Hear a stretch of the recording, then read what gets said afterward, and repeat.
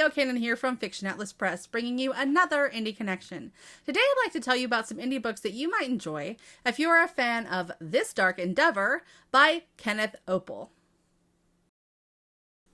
The first book I have for you is called The Monsters We Deserve by Marcus Sedgwick. Do monsters always stay in the book where they were born? Are they content to live out their lives on paper and never step foot into the real world?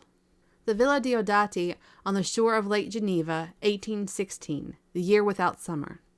As Byron, Polidori, and Mr. and Mrs. Shelley shelter from the unexpected weather, old ghost stories are read, and new ghost stories imagined.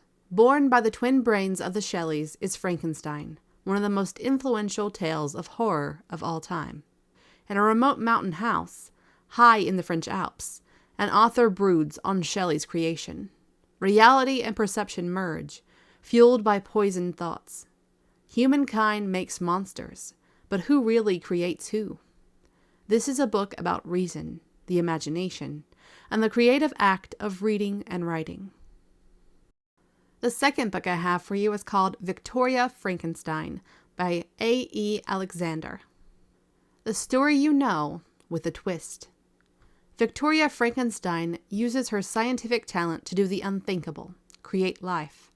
But when she sees the horrible thing that her years of toil produced, she flees, the beauty of her dream replaced with disgust. Not even her best friend Harriet or her betrothed Elias can distract Victoria from what she has done. And when her own sister is inexplicably murdered, she realizes she's living a nightmare.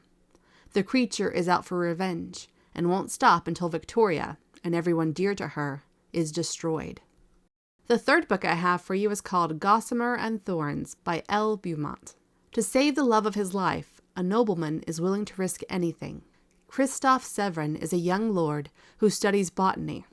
But when his father needs his assistance in the taboo art of reanimating life, he has no option but to help. In a world ravaged by ironbark disease, a fatal illness, Christophe's father is obsessed with finding a way to imbue life into automatons. However, all Christophe longs for is a cure. Willing to do whatever it takes to ensure the one who holds the key to his heart survives the disease, Chris must venture down a dark and twisted path.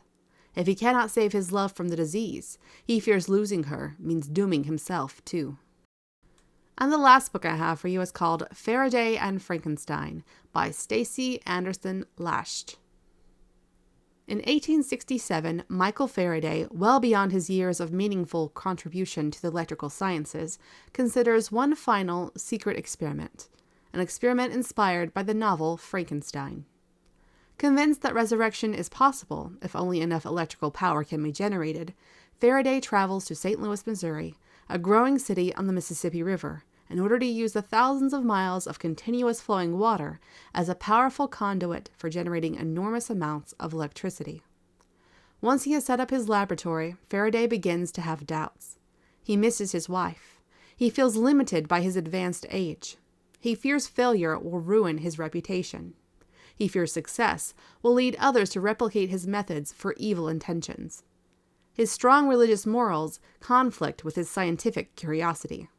But a scientist's curiosity wins over any doubt and fear. Faraday conducts the experiment and despairs in the consequences that follow. Okay, that's all for me this week. I'll see you next week on the Indie Connection. Bye!